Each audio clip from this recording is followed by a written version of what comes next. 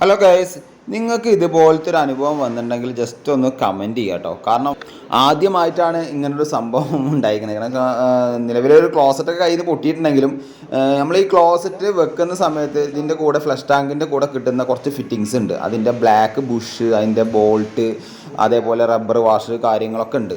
അത് മിസ്സായിപ്പോയി. കാരണം ഞങ്ങളിവിടെ ഒരു ഫാക്ടറിയിലാണ് വർക്ക് ചെയ്യുന്നത്. അത് നമ്മൾ സേഫായ ഒരു സ്ഥലത്ത് തന്നെ വെക്കാറ്. സാധാരണ നമ്മളത് സൈറ്റിൽ കൊണ്ടുപോയി അല്ലെങ്കിൽ ഓണർമാർ വീട്ടിൽ കൊണ്ടുപോയിക്കുക അങ്ങനെയൊക്കെ ചെയ്യാറ്. ഇവിടെ നമ്മൾ സേഫായിട്ടൊരു സ്ഥലത്താണ് വെച്ചത്. നമുക്ക് ആദ്യമായിട്ടാണ് ഇങ്ങനെ അനുഭവം വന്നത് കേട്ടോ.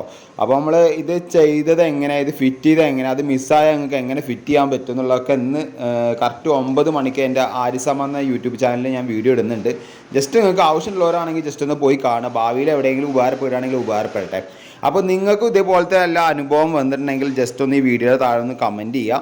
നിങ്ങളുടെ സാധനങ്ങൾ വെക്കുമ്പോൾ സേഫായ സ്ഥലങ്ങളിൽ വെക്കാൻ ഒന്നുകൂടി ശ്രമിക്കാം കേട്ടോ. അപ്പോൾ മറക്കാതെ വീഡിയോ മാക്സിമം ഷെയർ ചെയ്യാം കേട്ടോ.